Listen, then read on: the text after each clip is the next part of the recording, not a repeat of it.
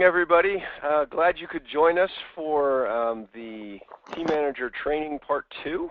This is Neil McMahon. I'm Regional Director down in Lottieland. Also, we have Dick Penny on the phone, who is the Affiliate Director. So without further ado, we will go ahead and get started. A couple of housekeeping items.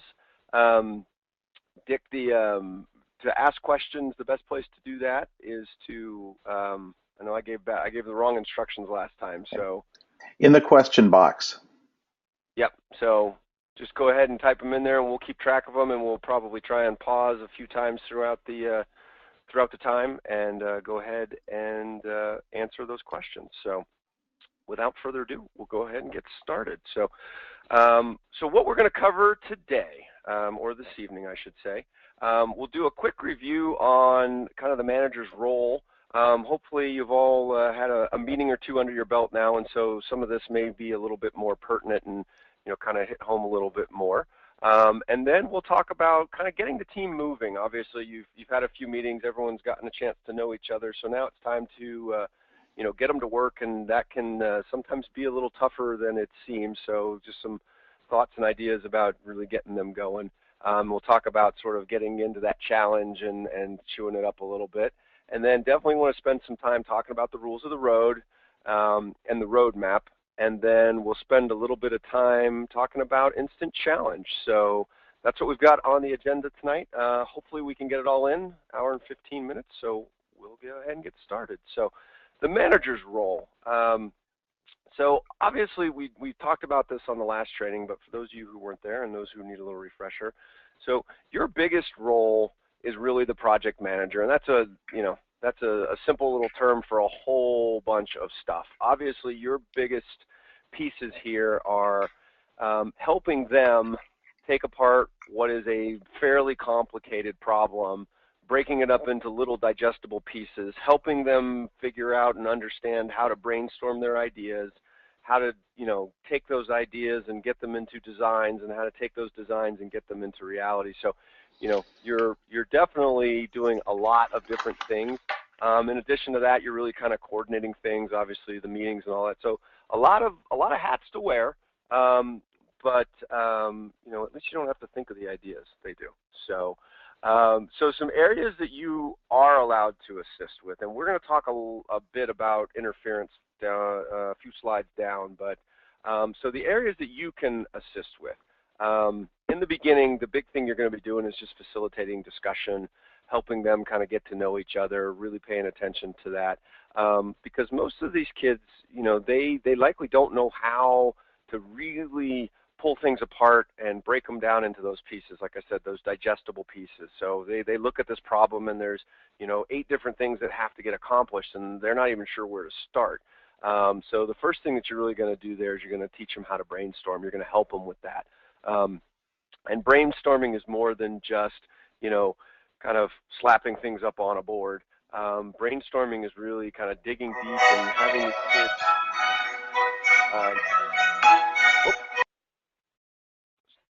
Sorry about that.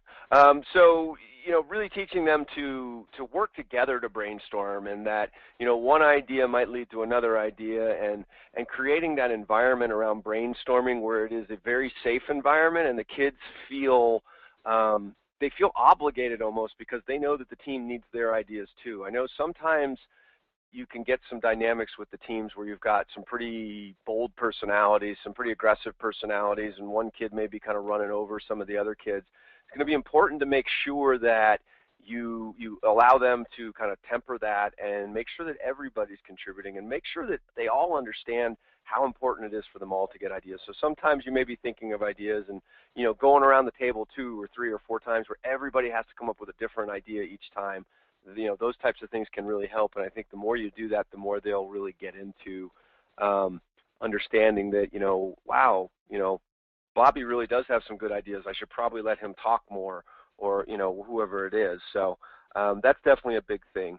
Another area where you definitely will assist is providing resources that they identify that they need. Now, resources can be raw materials, it can be tools, it can be knowledge. They may want to, kind of go deeper in certain discipline like electricity or just general construction or sewing or, whatever it is, lighting effects, types of things maybe they don't know.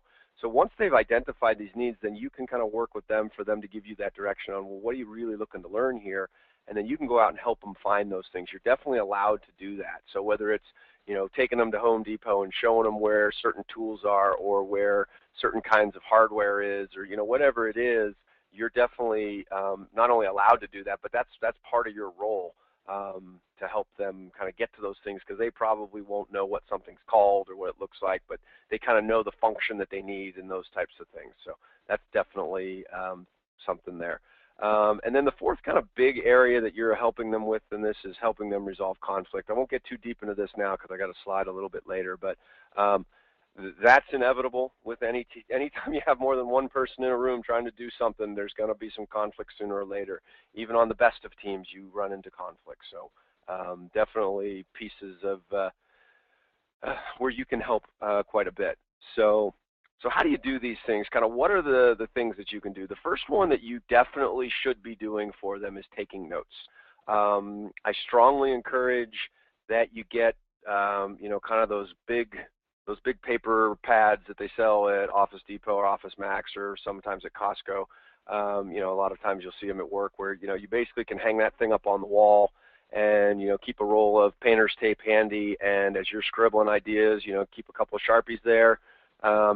You're scribbling for them. You can take those, pull them down, tape them up on the wall, because honestly, they won't remember what they brainstormed 15 minutes ago, more or less, 3 weeks ago, and you're going to need to go back to some of those ideas sometimes because they go, oh, what were we talking about, that one thing, and you pull it up, and there it is.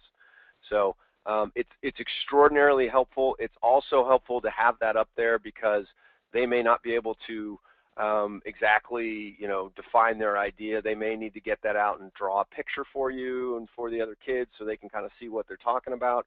So those are definitely things that are very helpful. This one's a little tough, keeping them focused. Sometimes you can, sometimes you can't. Sometimes you may realize that it's just one of those days and you're going to need to let them go outside for 10 minutes and, kind of get the wiggle out. But certainly you want to kind of keep them moving along every practice. Every practice you want to make sure as productive as possible because the time goes quickly. But keeping them focused on specific tasks. So, as you guys develop what you want to build and what you want to create, kind of keeping that on a running list and then helping them kind of work through that and break it down into projects that they can manage. That's definitely part of it. And that gets really to that whole process, the process of solving the problem. It's a constant theme, but breaking it down into manageable pieces, chewing those up, and then moving on to the next one, and helping them with that process, not just around the brainstorming and the creating, but then the actual, taking it into reality and helping them through that process, because that process can be very bumpy sometimes. Sometimes they'll try and build something and it won't work the way they want to. They're going to need to understand that, kind of that start and stop and restart, those are all part of the process for sure. Talked about acquiring materials, definitely part of your job, and then running the schedule, making sure that, they're there when they need to be, and that you're, kind of aligning things not only for their schedule, but for yours as well. Definitely own the schedule. You're the adult that's putting in all the work. You're the adult that's kind of taking this on your shoulders. So don't be overly apologetic if you need to move the meeting back a half an hour because you just can't get home from work in time, or you need to move it forward a half an hour because you have other commitments that you've got to get to. It's definitely, this is for the kids, but if it's making you insane because just the schedule alone is a problem, then certainly, take ownership of that and kind of get to it. So the other thing I talked about up top here is resolving team conflict. And definitely wanted to spend a minute on this because I think it is very, very important. So no matter how good your team is, no matter how experienced it is, you're going to have conflict. There's going to be disagreements about what we want to do, or, somebody sitting in my chair, or, goodness gracious, it can be a million different things. And on some days it's two of them. Another day it's another two of them. Some days it's 4 or 5 of them, and it's, can kind of be something that just needs to be addressed. So part of them becoming a team, though, is how they resolve these conflicts and how they learn to deal with it as a group. If it's particular personality conflicts, how are they going to deal with that? If it's disagreements on direction of the challenge solution, how are they going to solve for those things? It involves a lot of kind of different pieces. So certainly, people are going to have to learn to check their egos. People are going to have to learn to compromise. And the teams that are truly the best teams, I think each of the kids on those teams realizes that I'm part of something truly bigger here. And I think when you get to that point, it makes the conflict resolution a lot easier. So it's certainly kind of teaching that team concept. It can be a little overly cliche, but it's definitely really important to try and get them to understand that as much as they can. Obviously, the younger they are, they're going to be maybe a little bit less in tune to that, and you may need to apply some other tactics. But I think for any age, it certainly is something they can understand being part of a bigger group like that. So just some ideas on dealing with conflict. I know for those of us who've been around a while, I've coached kids from age 7 up to age almost 16 now, and so they definitely have conflict, and it has been a very differing things over the years. But I think one of the biggest things to do is really to make sure you're acknowledging these conflicts. You're the one that's going to see it. Even if it's kind of under the surface, it becomes pretty apparent when they're trying to do things and people are having some issues. So how you acknowledge that conflict, certainly up to you. I don't think it's real valuable to berate the kids out in front of everybody else, but certainly it's good to maybe after practice or before practice just make a mention of it. If it's one of those things that kind of is continuing on and you go through all these steps and you can't solve it, sometimes it may make sense to bring the parents into that. It's up to your discretion, but that's not necessarily a bad thing, because they're going to obviously understand what's going on at home and those types of things. And what's really causing the conflict? Is it he's sitting in my chair, or is it we're having a fight at school over something? Normally it's something. Sometimes it can be just what's up at the front. Sometimes it's stuff underneath. So it's always good to kind of ask those questions of them. What's going on here? Why are we having disagreement? Is it because, we went with his choice of the solution versus her choice of the solution last week and you're still mad about it? Those types of things.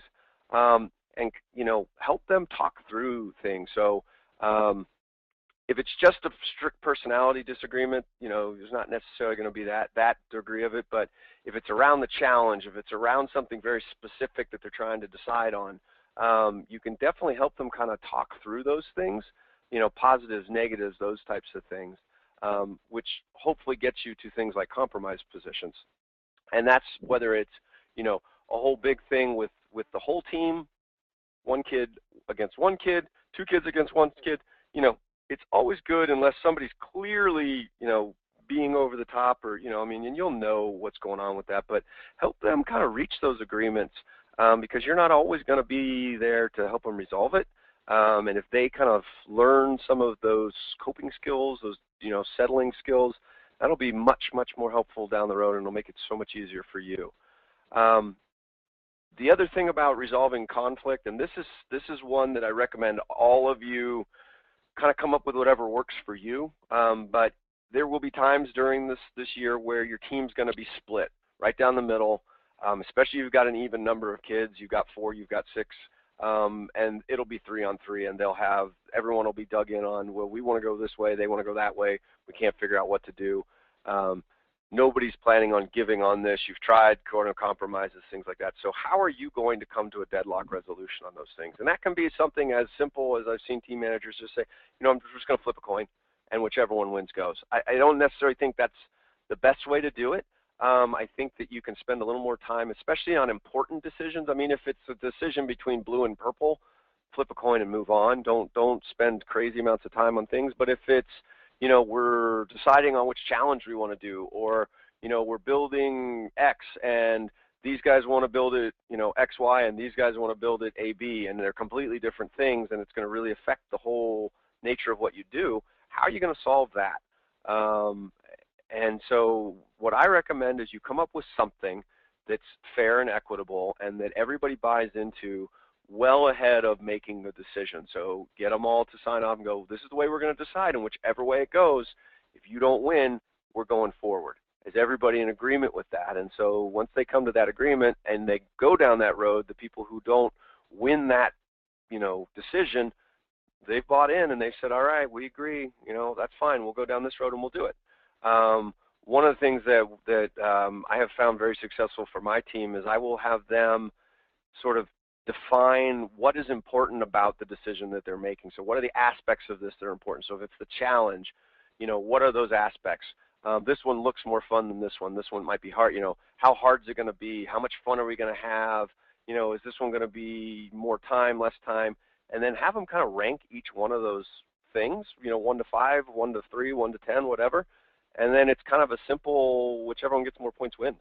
And that's a way that they can start to analyze it and sort of think about them all the way down to the details and kind of go, oh yeah, that might be a better way to go than this. So certainly something to do, but spend some time on that when those things come up early and teaching them the skills. It'll be helpful as you, as you get down the road much farther, because, those unresolved conflicts, they can sort of, they definitely will beget grudges at times, and that's never something you want. You don't want that to become issues amongst the team members as they're going forward, because that's just, that just takes a lot of the fun out of this completely. So next one I wanted to talk about is kind of attacking the challenge, and solving the challenge is one way to look at it. I look at this as attacking the challenge, because this is why you're here. This is fun. Get excited about this. Get enthusiastic about it. Let's go out and let's tear this thing up. Whatever it is that we're doing, let's go have some fun and get out there and be different and try some different things and think about it in different ways. Get them really excited about it. It's not just like, oh, all right, we gotta figure this piece out. It's like, oh man, we get to figure this out. This is so much fun. So this is just a kind of the idea of how it typically goes when you're trying to come up with any piece of the solution. Is it, it starts with the brainstorming. Here are all the different ideas, and we're combining and we're mixing and we're coming up with things, and we have maybe 2 or 3 or 4 ideas that we think might work or think might be cool. Typically, you're going to probably have to do some research, because they may or may not know how to do that. They may not know how to build it. They may need to find out some things about, well, we don't know what kind of materials this is. Is this going to be too expensive? There's always questions that you're going to have to kind of go in, and you may not know the answers to those questions that they're asking. And so they're going to have to go do some research and, kind of figure those things out. That should hopefully then beget kind of the concept. All right, we've taken our ideas, and now here's what we're going to do. We want to build a Zamboni. Okay, all right, great. Now let's figure out the details. What kinds of materials are we going to build it with? How are we going to build it? What are you going to construct it? What's your techniques? Where are you going to put this? You're going to use, wood, metal, paper, cardboard, plastic, whatever it is. How are you going to do these things? And then it kind of gets down to, then you've got those details, and you've got a design, and you've got everything kind of put together, and you've got your materials, and then you just start building, or you start making a costume, or you start building a contraption. Whatever it is you're doing, you kind of go like that, and that seems like a fairly linear process. Should be pretty simple, right? And for anybody who's done this before, the process, instead of being linear, really looks more like this. You will go all over the place. You will go from idea to concept to details. It doesn't work. Back to research, up to idea, down to build, scrap the whole thing, start all over again. Just as you're going through this process, make sure you are mentally prepared for that. And make sure that the kids understand that, the first time you build anything is probably not the version that's going to wind up at the tournament. That's just part of the whole process. That's part of coming up with that solution. It's part of the whole thing.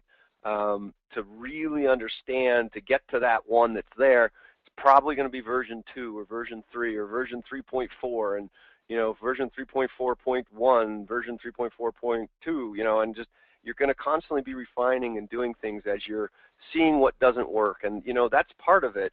Thomas Edison said, he always had the quote that you hear. He's like, I didn't figure out how to make a light bulb. I figured out 10,000 ways how to not make a light bulb. And that's true of DI. I mean, certainly these kids are not professionally trained engineers. They don't work in a machine shop, so things aren't going to be perfect. And when things aren't perfect, they don't always work the way they look on the paper. So, be prepared for that. And when it happens, you're the cheerleader there. It's like, hey, okay, so let's figure out what didn't work here. Awesome. so now we get a chance to, fix this and make this. It can be a little disheartening, so make sure you're ready for that, because you don't want the kids to just sort of like, oh man, that's no good. And so kind of be ready for that as you go to it. And keep it an adventure, I guess, is the best way to describe that as you're going through it. So a little bit about the central challenge, and we talked about this on the last training, kind of how to read the challenge, how to really dig into it. Make sure you guys are taking good note of all the details of all the things you have to do, all the things you don't have to do, all the things you can't do. And the one thing to keep in mind is if it doesn't say you can't, you can. I know that happens a lot where you'll get to a tournament, you'll go, oh, wait, you can't do that. And it's like, well, it didn't say you couldn't do it in the rules, so actually you can. So as you're reading through that, and I'm not going to go through all the thing of how to read through the challenges again, but definitely make sure you guys are paying attention and that the kids understand what's in there. Kind of continuously refer back to those things as you're building one section, or you're going through one section, or working on story, whatever it is. Make sure you kind of refer back to that constantly and keep rereading it, because you'll forget, they'll forget. So it's just good, good details there. And that's where it's going to help you kind of develop the strategy. What do you guys need to develop? What needs to be built? So what kind of ideas are you brainstorming up there? There's probably a list of, a dozen things that you're going to want to do. You've got certain things that'll have to get built. There's a story that's going to have to put together. Some of them have things within the story that need to get done. Some of them don't. You get down to other things. Are there other pieces that you're going to build? Are there any props that are required? As you get down to it and then you start to kind of go through all the other stuff, what kind of costumes are you going to want to build? You're going to want to kind of create your world that you're in. What does that look like? Do you need props? What kind of props do you need? How big do you want them? There's a lot of things around that strategy that'll help you get just a running checklist of stuff, and that helps with the managing the project as well, so that you can see everything up on the board. They can kind of see it up on the board, and you kind of get an idea of, here's where we got to get going. Now we're into mid-December, and we've got a couple things done here, which is awesome. We still got a lot of stuff to do, so maybe we want to pick it up a little bit. Or, gosh, we're really jamming here. We've got a lot of good stuff done. We're feeling like we're in good pace. This is a good pace. We can probably carry this all the way through. But if you don't start to develop that overall strategy and get all the things that are listed out there and start figuring it out, even though it's a fluid list and it'll change, if you don't have something, it's really tough to try and keep things on pace. So as much as you can continuously develop that list and that strategy and keep it evergreen and always be updating it and looking at what's there, it will help you tremendously. I know I find that very, it's a little more comforting to at least have the list in front of you, even though it can be daunting and it looks like there's a lot there. It's like, well, at least we got the list.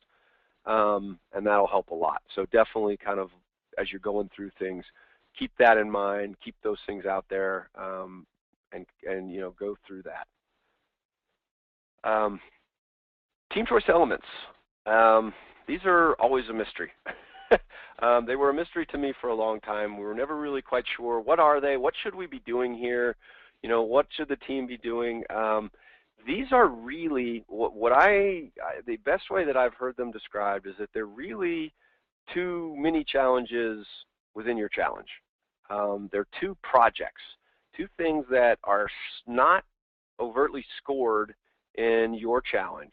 So there's no points awarded for whatever you're building necessarily. It could be part of a solution, but there's no specific points to it. And it's something that your kids have kind of taken on as a side project, something that they wanted to maybe spend a lot of extra time with. It could be a costume. It could be something that they've created within the skit. It could be some sort of prop. It could be some piece of the central solution in the machine, some really neat piece of design that they've spent a lot of extra time on and they wanted to highlight. It's up to them. I kind of look at it as pick some areas that they think are really kind of cool, and then have them go a little bit farther on those things and make them actual little projects versus just putting it together. That will tend to I think lead to things they're more passionate about. You can certainly focus on interests that they have. You know, I've seen a lot of side trips where people are doing music and dance and things because that tends to be what these kids have as, you know, side interests. But it doesn't have to be limited to those things. It could be limited to a, you know, a subject in school that they particularly love. I mean, I've had our kids focus on some particularly complex math that they had to use within the solution, and then they kind of integrated that into the skit and the solution and things like that. So those are really up to you. They vary widely from group to group. Some groups spend more time on them than others. But it's a good idea to start thinking about them now and kind of having the kids kind of keeping an eye out for those.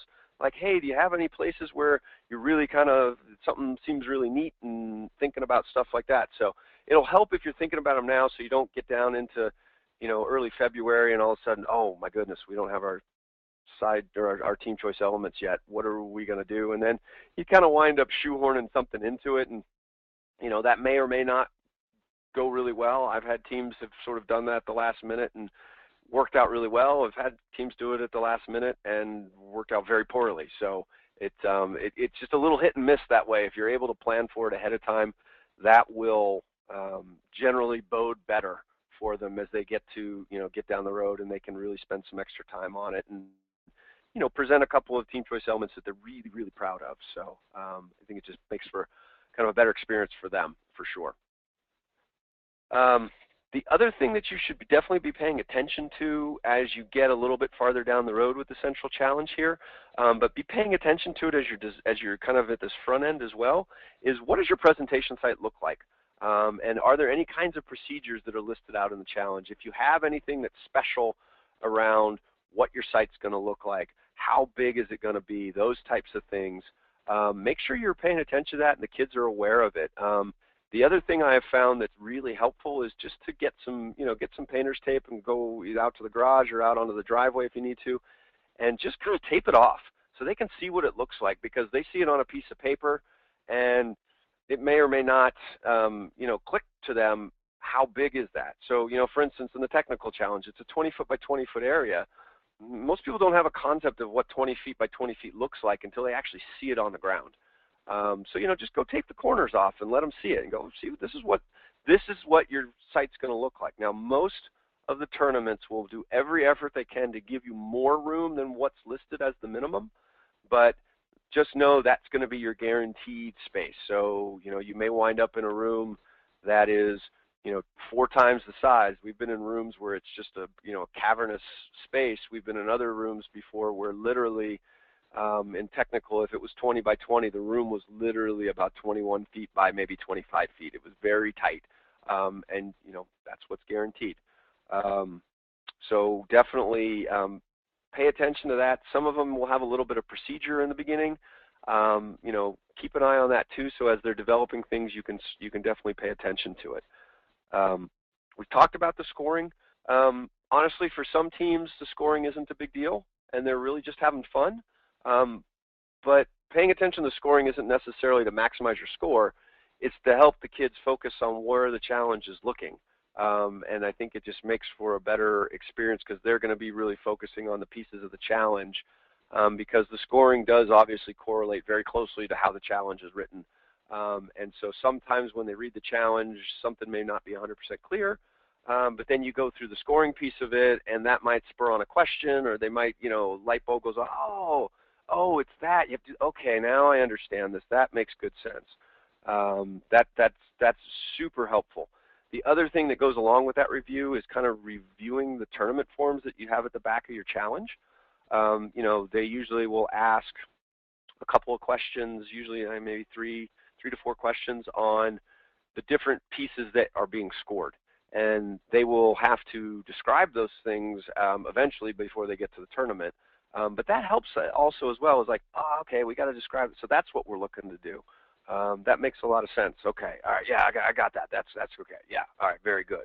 So those can be useful, sort of, you know, just touching back in, making sure they understand. And sometimes if they don't understand, just going through them again will maybe kind of bring the light bulbs on, because it's much harder to solve these challenges if you don't really understand what the scoring is and what those forms are talking about, because that will give them more direction to what they need to be doing.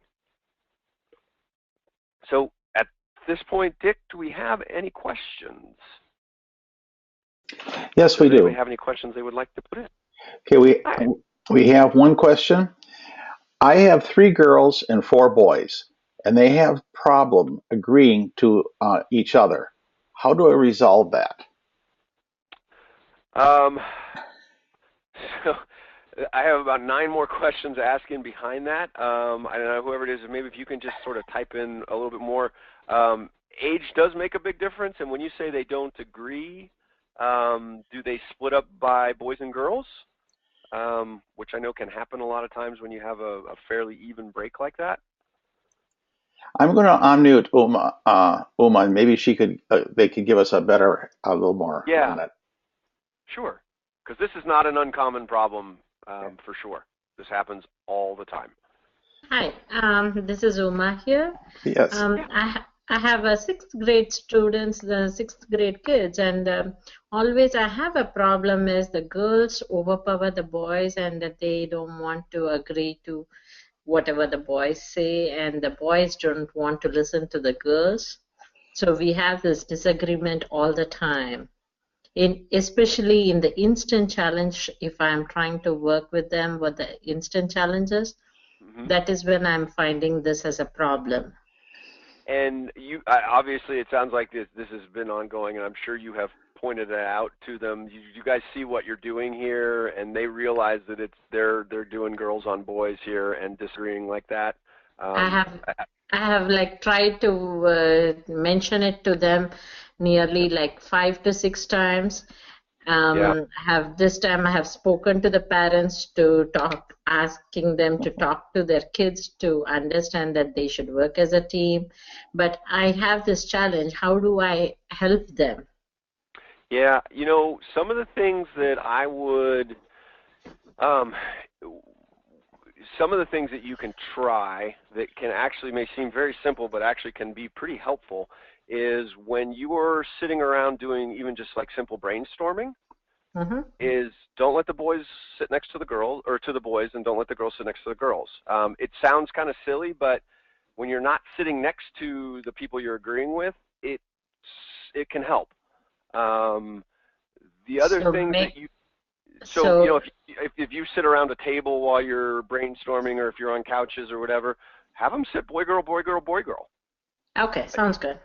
That might help. The other things that I would definitely recommend doing is doing some very simple instant challenge exercises, where you're just, build a tower with newspaper, or, some of the real simple things, not full instant challenges, but things that you can do repeating, and force them into boy-girl teams, so that they have to work together. Do a couple of little logic problems with them like that, and force them to work together. Is definitely one thing. The other thing that you can do the next time you get to one of those impasses where it's all boys and all girls, is sort of stop the meeting and go through an exercise where whatever the idea is that they're disagreeing on, is to kind of go through it and say, okay, here's the girl's idea is X, the boy's idea is Y. Okay, now boys, you have to tell me 3 things that are good about the idea over on the other side of the table, and then go through the same exercise for the other ones and say, you have to tell me some 3 things that are good about this idea. And if they don't kind of come up with it, you can prompt that with different characteristics of whatever the appropriate idea is. That will definitely be a big help. Almost to kind of like force the conversation with them, and to get them to hopefully realize that it's that's a problem to be able to split up like that. And then the other thing that can be helpful is to sort of talk through when they actually are doing that in an instant challenge, when they're at the tournament and they're splitting up like that, that will be obviously very detrimental to how the appraisers are going to look at them as a team. A team is everybody that's in the room, not half of them. So I would just kind of keep harping on it, and then maybe try some of those exercises where you're forcing them out of their comfort zone when it comes to sort of brainstorming and attacking problems and coming up with ideas. Okay, thank you. Yeah. Okay, we have another question, and this has to do with should we keep track of all the costs or see, all the costs involved in different versions or just the final version for the Great. budget Yep. purpose? Great question. The only one that you need to document at the tournament is the final version. So you probably will want to keep track of, cost of materials and things like that. But generally, you can definitely kind of go through that as you get closer to the tournament. And then on the actual expense form itself, you only have to include whatever you've used. So for instance, if you've got some plywood in your solution and you've gone through a sheet and a half of plywood while you've been building and things like that, you don't have to account for cost of a sheet and a half if you're only using, you only wind up using a couple little pieces in the final solution. Good question, though. Okay, and that's all the questions we have so far. Sounds good. We'll keep moving then. The next piece as you're attacking this challenge is definitely storytelling. So every one of your teams is going to have to do a skit, a performance, whatever that is. And creating that skit definitely uses a lot of the same techniques as building your machines, as building your equipment, building your props, whatever it is that you're making. You use a lot of that same sort of development strategy and breaking down the very, very big thing into very digestible little pieces. And there's a couple of things that I find are really important to make sure that they're taking on to make it as enjoyable for them to perform and as enjoyable for the audience and the appraisers to watch, because you definitely are trying to work towards your scoring, but you also want to entertain. I mean, that's kind of part of the fun of this, is putting on something that's really neat to watch. People get excited about that. They like to watch that, and where that really comes to life is in the skit that they put on. So first and foremost, tell a great story. When they're developing this, it's like, you want to try and get them to think about that. It's like, no matter how old they are, it's like, well, what makes something interesting for you to watch, or for you to read, or for you to listen to? Why is that interesting to you? And so kind of get them to put themselves in that, and it's like, all right, so is the audience going to find this enjoyable? Are you telling it in a fun way? Are you doing things in a neat way? Make sure it's kind of it's a great story. It's only 8 minutes long, but you can pack a lot into 8 minutes, and you can make a really cool story. So start with that basic plot. The ideas. It's the same way. Big ideas first. What's the landscape? What are the characters? Where are we going? You're going to start with those really big things. And I find that the way I kind of put it is, start with those signposts. You need 5 or 6 or 7 signposts to get you from the beginning of the story through the arc of it, and then to the end. And that's why I always try and kind of, especially to the little ones that are starting to do this, is that most stories in life, in the world, start with something happening, something fun happens, something bad happens, something else happens, and then there's a conclusion to the story. So you kind of definitely develop that arc and explain that to them. I mean, it's like kind of ups and downs. That's what happens in these things. And so make sure that they're trying to kind of get through that. And then what's going to be crucial information, and how is it going to be clear? I think sometimes you see teams that when the skits get a little bit lost, it's because they're not thinking about what the audience is going to see. So for them, the skit makes perfect sense. They've rehearsed it 50 times. They know every line. You know every line. You'll sit there and mouth the words to the skit when you won't even know you're doing it, because it's just in your head. I hope you don't have bad dreams about it sometimes, and you just be like, wake up, no, I don't care about the Martians. But from the audience's perspective, they've never seen it. The appraisers have never seen it. So it's a lot of times those skits can get really confusing, and you can kind of lose the audience if you're not careful about, clear development, crucial information. So as you're sort of developing that skit, that's the things you want to go through, is what's really important in this scene? What are you trying to tell the audience here? What do you want them to get out of this scene? Or is it just you're just being silly and you want to just entertain for a minute and then you want to go to something else? That's okay too. but ask those questions of them and have them think about, what are we trying to do here? And what will typically happen is they'll come up with the ideas that they want to get across in that scene. And so then when they start to do the dialogue and the actions and things, they can focus them on reinforcing that, and that will make such a more complete story that it really will bring it to life for sure. So then once you've kind of got all that stuff that's important, then they start to backfill all the details. You know, what's the characters' names? Where are they from? Do they have other things they need to know? And it seems like that's where they start to sort of get a little sillier. And, you know, if you've got some really funny kids, once they start to get to that detail, that's where all that funny, the silly jokes and the kind of the zaniness comes from. And it just layers in very nicely on top of what is a very solid story underneath. Because if you have that good story with the clear points, you know, no matter what they do on top of that, it generally is going to be something that the audience can follow along with and really enjoy watching.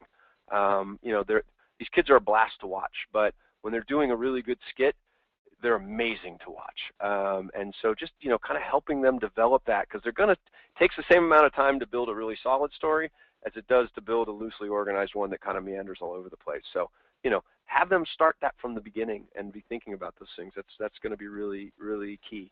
And then once you're kind of there and you've practiced it a couple of times and they start to sort of get it down a little bit, spend like maybe half a practice or one practice pulling it apart. You know, one real easy way to do it is to film it. Have them do, you know, a semi-dress rehearsal or whatever, no costumes, whatever. Have them do it and then watch it with them and have them analyze themselves. You know, okay, so what do you guys see in this scene? You know, another way that you can do it, because I know this question always comes up, is, you know, as the parent or the observers, you're not allowed to go, well, I didn't understand that part, or that didn't make sense, or you need to go over there and do that. What are you doing here? But what you can do is you can have the kids that maybe aren't in a particular scene or aren't in one area to have them pay attention to it and ask questions and say, oh, yeah, I didn't really understand that, or I couldn't hear that, or, you know, as you're going through these things. So that's kind of the way you can really help evolve that story. Some teams will spend a lot more time here than they will on the building.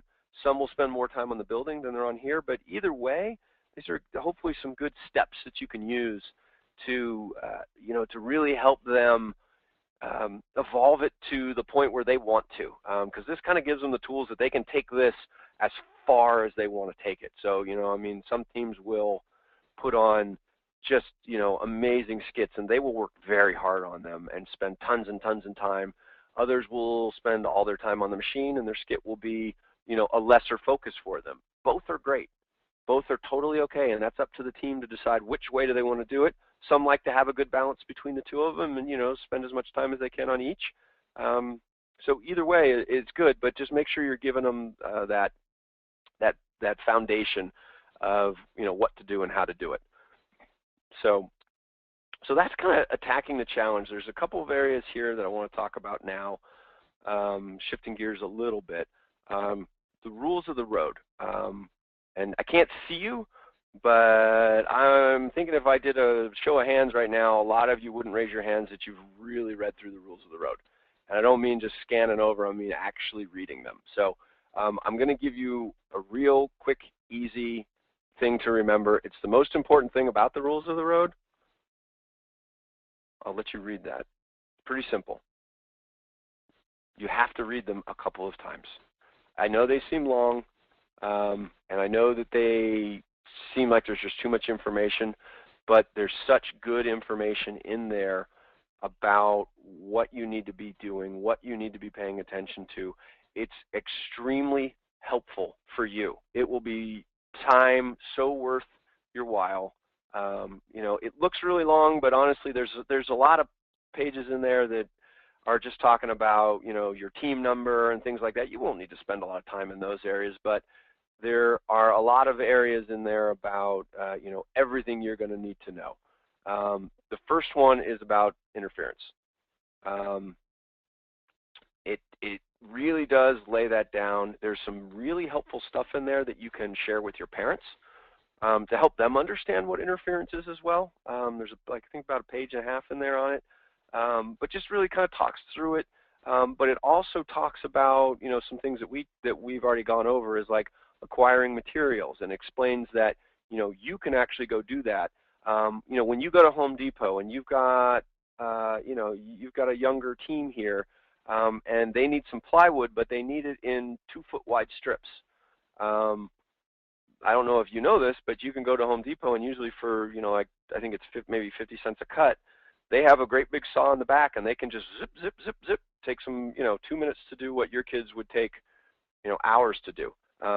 It explains when you can do that. You know, I mean, around having them cut wood at the Home Depot or the Lowe's, as long as it's standard cuts, just straight lines, and they give them the measurements, that's fine. As long as they're not doing templates and junk like that, that's allowed.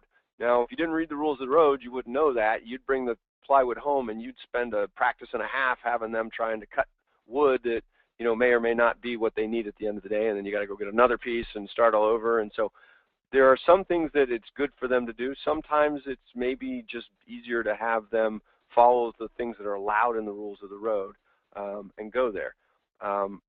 So that's definitely a good area, like I said, not just for you, but for the parents as well, so they can help understand where they need to, you know, make sure that they're backing off in the areas where it, you know, it needs them to back off. The other area, and this covers a lot of ground, safety. You know, when you say safety, you think, oh, I'm just going to make sure that they don't get hurt. Obviously, that's important. You know, you want your kids to have all their fingers when they're at the end of the year that they had when they were started at the beginning of the year. But also, there's a lot of things that talk about in the safety areas about use of electricity, use of batteries, use of lasers. These are all different kinds of things that right now you may or may not know what the rules are that apply to those things. You know, I can tell you, if you're using batteries, they have to be you know, they have to be manufactured batteries. You cannot use any kind of modified battery anymore. You used to be able to kind of make your own. You can't do that anymore. If you have any kind of batteries where they require liquid in them that could spill, you cannot use those. You need to know that stuff now, so that your team doesn't go down the road of using one of those you know, excluded items, because what will happen is you will get to the tournament, and the person who's running that challenge will see that you are using something that's excluded, and you will have to pull it off of whatever you're doing. There's no gray area. If something's excluded in the rules of the road and you have it in your solution, you will not present it at the tournament. You will have to take it out of the solution, and if it's integral to your solution, that's tough. And I'm speaking from experience. I did it one time. Our team put something in the solution that was not allowed, and we got to the state tournament, and it got through the regionals. They didn't notice it, and then they got to the state tournament, and they said, "Oh, that comes off." And it was heartbreaking to watch these kids. I mean, they were, you know, in tears because they'd worked so hard on this, and you know, that's as much their fault as it is yours, but it's going to feel like it's 100% your fault, because you feel by that point, you know, you feel like, you know, this is as much your project as theirs, because you've invested so much time and you know, love and passion into it, helping them along and being there with them as they've built it and created it and made it. Those things, you just don't want to put yourself in those situations. And those safety rules are very helpful. I know a lot of times the kids will read the safety rules, and when they read something they can't do, it will give them an idea about something they can do. And there's some good stuff in there about, you know, what you should do, what you can't do, you know, no live animals, no combustion engines. But a lot of times that stuff keys other thoughts for the kids. So you definitely make sure that they're reading them, making sure you're reading them. You'll be very glad you did. Team budget and expense reports. This is another very helpful area. It gives you basically kind of how you should be accounting for your materials. Kind of to the question that was asked a little earlier, it definitely talks about that, but it also talks about what kinds of things incur zero cost. What do you do for things that you buy at a garage sale? What if somebody donates an item to us? Do I have to account for the cost of that? The answer is yes, you do, but it explains how you have to account for those things. What about kind of general materials, duct tape, glue? What if I've used a little bit of a can of paint, but I bought the gallon of paint for $30? What do I do there? You know, how do I account for stuff like that? Where should I, you know, put things in? Where should I not even bother? Because you could write an expense report out with 150 items on it if you're looking at every single thing that was in there, but it simplifies that a little bit, gives you good explanations of how to account for things and what you need to do and what you don't need to do. So definitely pay attention to that.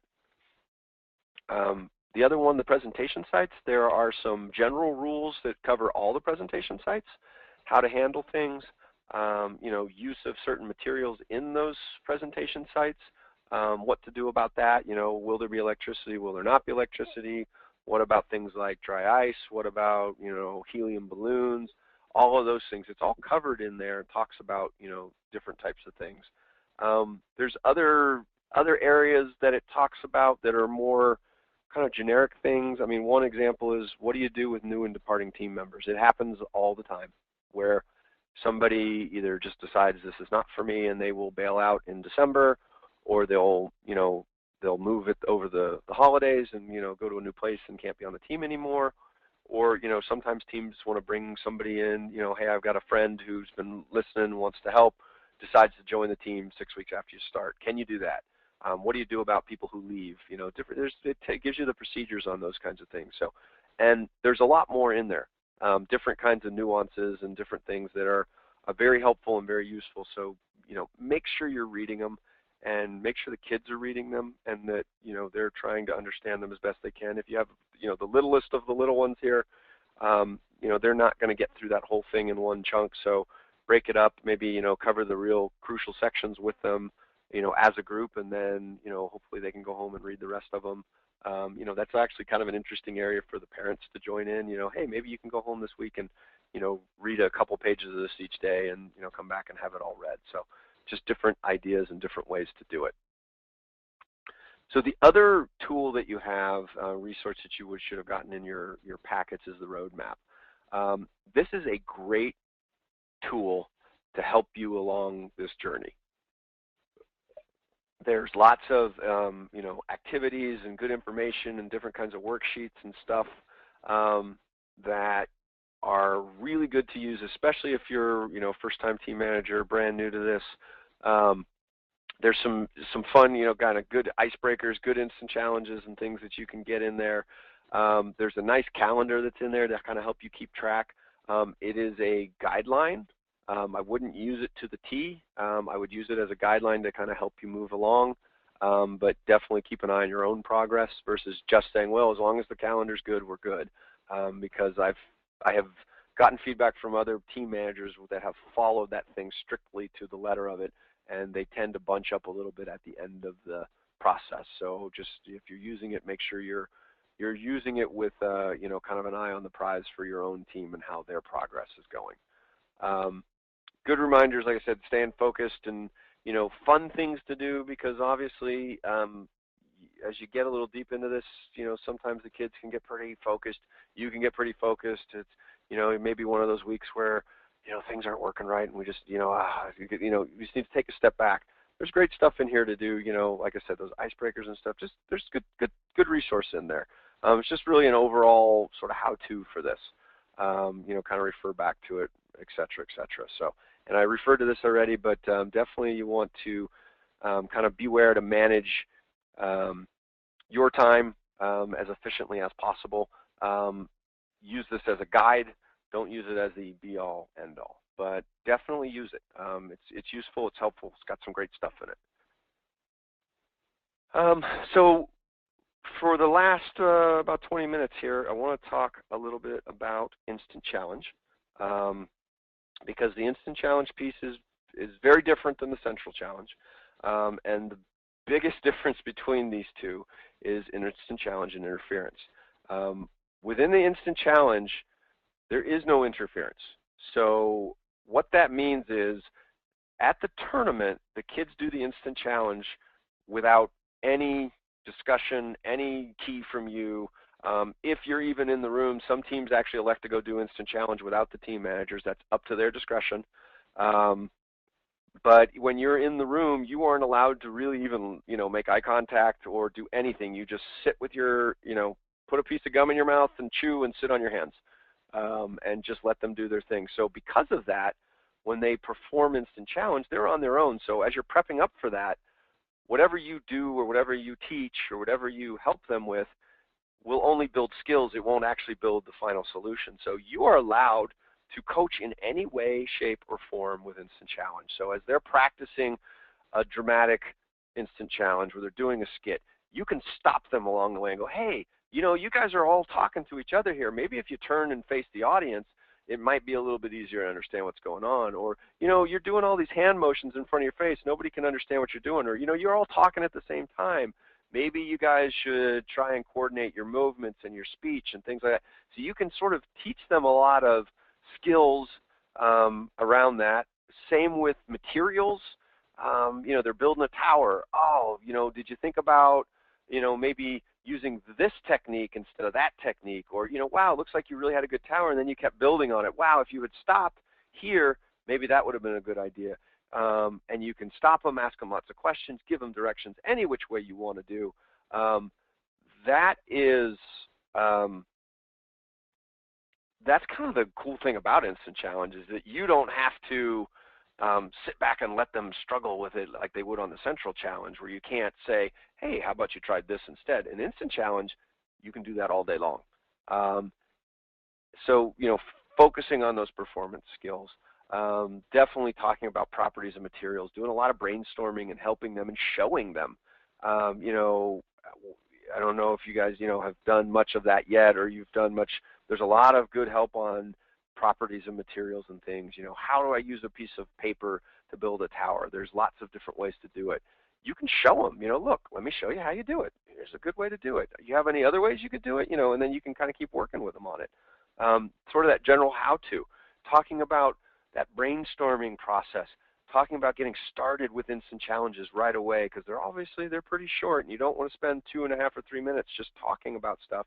You want to get going, but that development of ideas and things, those are all skills that need to be practiced and developed, and you can give them guidance around that on Instant Challenge all day long.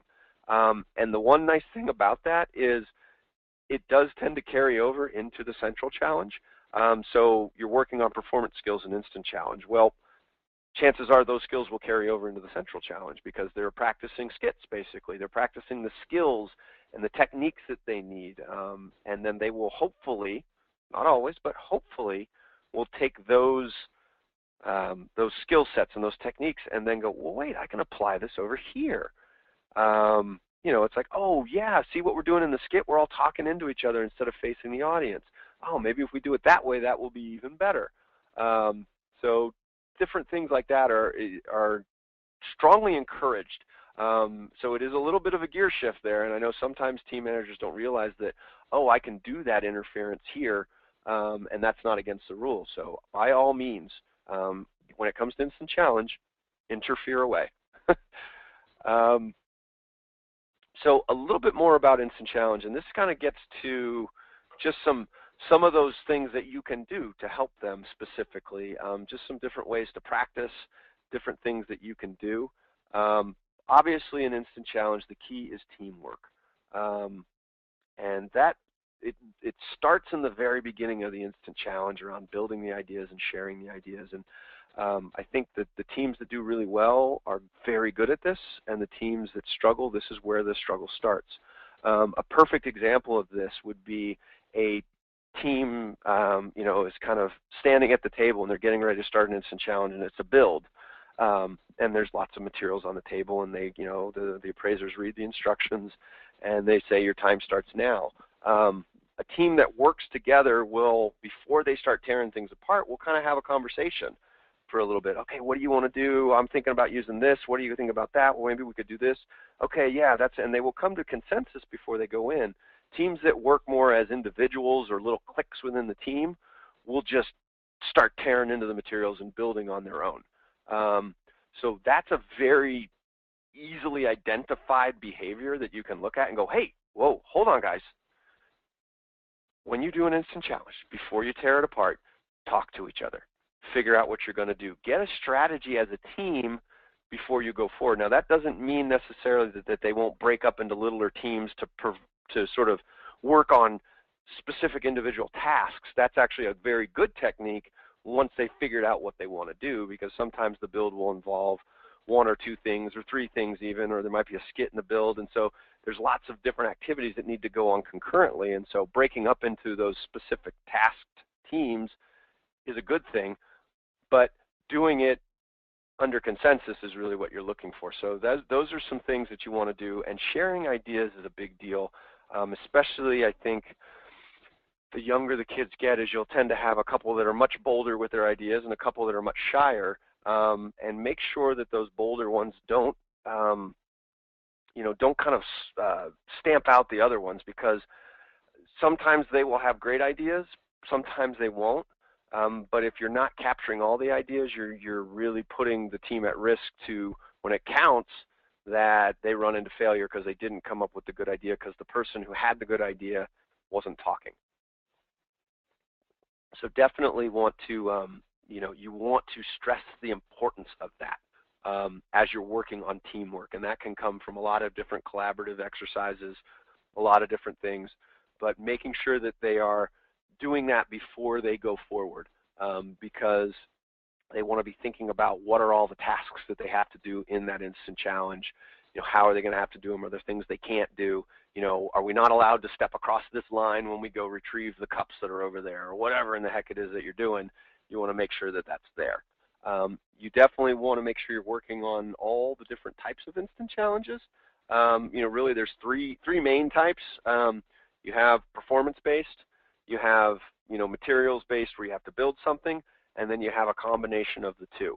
You may run into some that may be a little bit of materials-based that are also kind of logic-based, where it's like you have to solve a really tricky problem with some fairly simple materials, and those are not necessarily sort of testing the build skills, they're really testing the logic skills. But generally you're going to find most of them are either builds, performances, or a combination of the two, where you've got to build a building and tell a story about it, or make a mythical creature, or whatever it is, you're going to have to build it. But make sure you're practicing all of those so that they're ready for them, and are prepared to do any of them that kind of come along.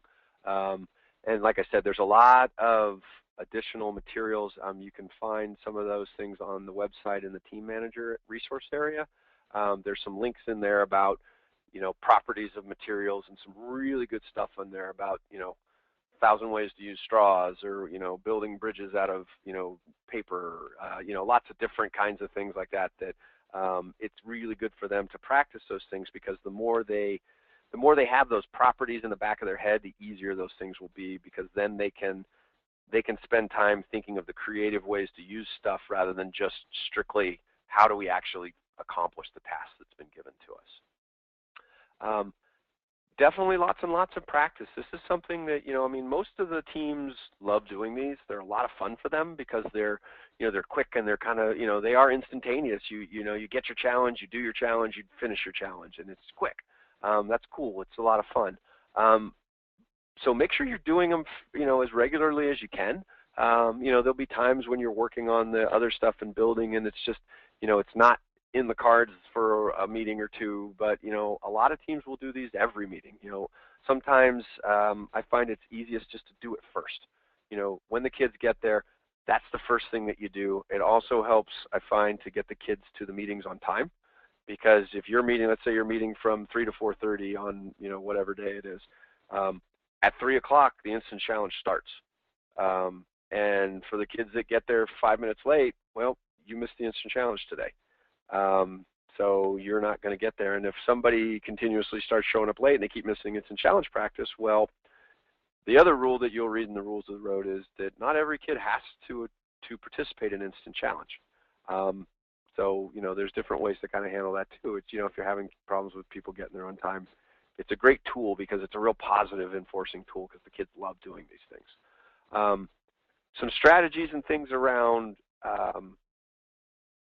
practicing. Listening to the instructions. This is one that can be a real challenge, because as soon as they hear what they have to do, they start thinking about their solution, and they stop listening to the rules. And there's always some nuances in there of 3 or 4 things that you're going to have to account for when you do your solution, whether it's a skit, required things, a build, paper, pictures, whatever it is. There's always things that are there Part of that, listening to the instructions, is paying attention to what the points are being scored on, because sometimes there's risk-reward involved. If the tower gets over this many inches, you're not going to get any more points, so you don't need to build it. It maxes out at 30 inches. So you don't need to build a 45-inch tall tower. At the same time, if you can build a 30-inch one, you only build a 20-inch one, then you're leaving points, behind. And so make sure they're paying attention to those instructions, to the rules. One of the things that I've found is pretty helpful is you kind of develop different roles for the kids. And, they're going to gravitate towards certain things. So if you have a really highly detail-oriented kid that's, maybe a little bit more of that, that engineer type who's just, wants it to be in order and things, they can be really good for that, is, making sure that they're keeping track of all the score. What are we getting scored on? Are we doing all the things we need to score on? So, they enjoy doing that. It can be a really good way to do it. I think in Instant Challenge, you want people to gravitate towards the things they're strong at, because it is time pressured. It is, a real, it's a reasonably intense environment when they're actually doing these things for real. So, allow them to sort of gravitate to those things. And you'll find that out as you get to, practice. Helping them develop the story. We talked about this in, when you're telling a story on the Central Challenge. It's the exact same thing with these. It's just in a much more condensed version. So anytime they're doing a skit, what are those guideposts that are along the way? I just kind of tell it, it's like, think of it as you're going through a journey through a forest, and you don't have a map. You're not going to figure out every tree you're going to walk by, because that's just not reasonable. It would take you forever. Same with this. You don't have time to memorize every line of the skit. You barely have time to kind of figure out the plot, but what you can figure out is these are the actions that are going to happen. Whether it's 3 actions or 4 actions or 5 or 6 or 2, whatever it is, the kids know this is what's going to drive the story along, and then the last action that they come up with will be the end of the skit. So that way, as they're improvising their way along, and it will go off track and things will go a little sideways. Somebody will forget to do something. Somebody will say something that's different and it'll be silly and they'll laugh and they'll keep moving. At least if you have those signposts, you're going to get to the end. If you don't have those guideposts along the way, a lot of teams will get lost, and then they'll just sort of either one of 2 things. They'll totally run out of time and they'll get sort of caught in the middle of it, or their story will sort of run out of gas and it will decay into chaos, where the kids are just running around and screaming and they start bonking each other on the head, and then it's just, oh, what just happened? We just lost everything here. I'm not sure what's going on. So those guideposts are very good, and that allows them then to stay on task but improv and really experience that, kind of flying off the cuff and making things up as they go. That's a really good thing to have them practice, and so keeping that high-level development and then filling in the gaps as you go. Another tool that I find is very helpful is doing what I call quick starts. And this, what I would recommend is that you just make up some instant challenges. You don't have to have the materials there. You don't have to even have it real. You can just make stuff up, give them that, and then have them practice basically the first minute of the instant challenge. And that gets them to practicing that, what we talked about earlier, that teamwork, figuring out what you're going to do before you dive in and do it. It also, when they know they only have a minute, it gets them thinking about moving quickly. Some teams have a really hard time in that first minute, minute and a half of getting anything done. They just spend a lot of time just kind of talking and don't really develop any ideas. But in order to, I think, to do a really good job with these, you want to be able to develop those 1, 2, 3, ideas for consideration very quickly, as quickly as possible. So, teaching the kids to get their ideas out in 5 seconds or less. Sometimes you'll have kids who'll do that. It's like, okay, so I have an idea for a story. Okay, so there's this, what do they call this? The horse thing with the unicorn. Yeah, so there's a unicorn, okay, and his name is Phil, right? And then he's going to walk, and it's like, then they go on, and that's like 35 or 40 seconds, and that's one idea. Instead of, okay, how about we use a unicorn named Phil, and he goes to town to buy some eggs. Boom, there's an idea. Awesome. So helping them practice those quick starts kind of gives them an idea of that time frame of how fast they should be striving to get a clear and concise idea out onto the table. And that way you have time to get through you know, 2, 3, 4 ideas so that you can pick the best one instead of just going with the first one that somebody spits out. You don't want to spend, you know, going for 5, 6, 7 ideas. I think that tends to muddy the waters and get going. But you do want to go for 2 or 3. Is probably a good number before they sort of, you know, launch into whatever it is. The other thing to keep in mind, this is all improv. Whether it's a build, whether it's a skit, it's improv. Have fun with it. You know, it's like attacking that challenge. Attack that instant challenge the same way. You know, when you're doing your skits, you know, getting a little stupid and a little silly, those are the best ones because they're having fun and they're smiling and they're laughing and they're working together and they kind of forget that they're, you know, in an instant challenge, and it's just fun. And that will show through when they're watching. Same thing when they're building. You know, sometimes the builds work, sometimes they don't. It's disappointing when it doesn't work, but it's not worth yelling at the teammates like, oh, you hurry up and do that, you do that, blah, blah, blah, blah. No, come on, guys, this is supposed to be fun. It's all right. It's going to be okay. Either way, it's okay. So make sure that you're instilling that in them as they're doing these things. It's like, you know what, if the tower didn't work or if the bridge fell down, did you at least make a good effort? Did you try hard? Did you work together? You know, what did you do here that was positive? Maybe next time we'll do it differently, and maybe next time it'll work. You never know. So that's very important. And then the last thing on Instant Challenge that I like to tell my kids is that you practice like you play. When they go into Instant Challenge, they're getting evaluated as soon as they walk in the door. So acting like a team, figuring out how you're going to walk into the room. I know a lot of you know, some teams that have been around a while will kind of come up with, you know, unique ways to walk into the room or things to do and, you know, how they act and what they do and, you know, really kind of acting as a complete team the whole time. That comes from practicing it like that, not just, all right, we're going to do an Instant Challenge. You guys ready? Come on over here, whatever. You know, have them practice the whole thing from end to end sometimes. Not every time, but, you know, all right, you kids, go into the other room. When I call you, you come in and you're going to come up and you have stuff ready on the table and you treat them like a team that you don't know and have them treat you like an appraiser that they don't know. To practice it a little bit, because if they haven't done it like that at all, it's a little awkward when they get into the tournament and then they might be a little out of place. So the more that they do that, the better, for sure. So that's what I had on Instant Challenge. Dick, any questions? I know we're almost out of time and I got one more slide after this. So before I jump to it. Okay, I have a few questions here. Anything? The last one here does 3 types of challenge for Rising Star teams also. Rising Star teams, I think they're talking about the 3 types of instant challenges, the different types. Yep. Yeah. So I will say on the Rising Stars teams, the Instant Challenge is much more interactive with the appraisers and, you know, even with you as the team manager, obviously because they're a much younger group.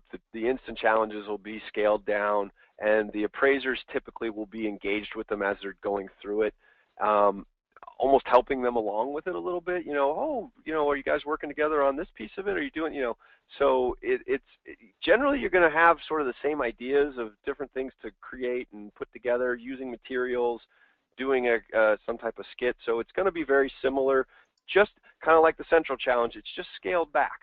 So not quite as complicated or involved, but still very similar in the techniques and the way it goes and that type of thing. And that's it for questions. There was a few others, but I typed the answer to them. Perfect. Okay. So last thing here is just some additional resources. There's one thing I do want to focus on this slide, and then we can finish this up because we are 2 minutes away from end of the time. First thing though is just relax for everybody. This is a stressful job. It is a job. It's an awesome job, and I hope you're having a blast, and I hope you're really enjoying your time with these kids. But I'm sure that you're also suffering some stress on it. It is stress. We do take the stress of the team onto our shoulders a little bit.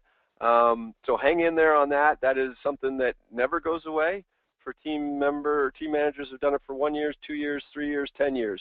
It's kind of part of the fun is that you emotionally get invested in it, and that brings the stress onto you. So just know that whatever you're feeling, whatever your frustrations are, whatever your joys are, everybody else is doing the same thing, so you are not alone. sometimes knowing that other people are doing it can help a lot. So make sure you're reaching out for help. Everybody should, hopefully you know who your regional directors are. If you have issues, things that you're concerned about, things you're not sure about, reach out to them, ask them the questions. Don't let yourself get frustrated. Talk to other team managers if you know them, and look for things. There's other resources on the web. I would recommend starting at the CalDI site. You can also go on to the DI International site, log into the resource area where you can use your login and get to the materials and things like that. If you're looking for electronic copies, you can't find yours, whatever it is, there's things there. There's also a lot of good tools on that Destination Imagination site. And then the one thing I did want to just spend one quick minute on is the general and team-specific clarification. So on the destinationimagination.org site in the resource area, there's a tab called Clarifications. You can click on that. If you have specific questions towards solving the challenge, because if one of the teams in my region calls me with a question about the challenge itself, I can't answer that question. That's a question that they would have to reach out to basically put it into the clarifications. Each team gets 10 questions that they can ask over the course of the year, and those go directly to the International Challenge Masters. So they're the ones that are kind of setting the rules for the challenge, doing these clarifications. There will be occasions where they will issue a public clarification. I think that's typically when they're getting enough questions around something, or they realize that there might be an ambiguity in the way it's written and just things that everybody needs to know. They might choose to publish, and there's usually maybe a couple a year per challenge. Those get posted up there, and then you can ask team-specific challenges, and those are only for your viewing only, so nobody else will see those but you and the International Challenge Masters. Usually what those are going to be is around specific interpretations of how rules are working, or my kids are working on this solution, is this compliant, that type of thing. Ask those questions if you're not sure. Like I said, you got 10 of them. That's a lot of questions to ask. You probably won't even come up with 4. So if you've got a question, even if it's a half a question, you think you know the answer, feel free, go ahead and ask it. It's good to get those clarifications, and that way there's no, there's no other things going on there that you might want to, leave for chance. And when you do ask those questions, be very specific to what point of the challenge are you referring to. So, a lot of times if I'm asking one, I'll quote what I'm actually looking at in the thing. Hey, the kids were reading, section 3.d.2, and they're not sure does this mean X, does this mean Y, because they're thinking about doing A. Will that be compliant with this? And as specific to the details as you can. Sometimes the answers will be a little bit sort of soft and non-committal because they can't see your solution, so they'll probably tell you, we can't actually validate your solution, but from what you're describing, it sounds like this is good, or it sounds like you might want to go back and reread this piece. So use that as a tool. It's a great tool when the team's not sure about one thing or another, or you're just not sure. It's like, I don't really understand this piece of it. Let's see if this works. So make use of those. It's a great tool. Like I said, other managers are a really good place. Additional training sessions, I know we'll be having another one. We are not having one in December. But we will be having another one in the very beginning of January and the very beginning of February to really kind of hopefully at that point keep you moving along on other pieces. But refer to these, keep the questions coming. I thank you for your time. I know that this is a ton of work. Hopefully it's more fun than it is work, and appreciate what you guys are doing for these kids. They get more out of it than you know, and you're doing good work for them. So we thank you for the effort. Keep plugging along, keep going to it. You'll get through whatever's out there over the next couple weeks, and just make sure you're enjoying it along the way.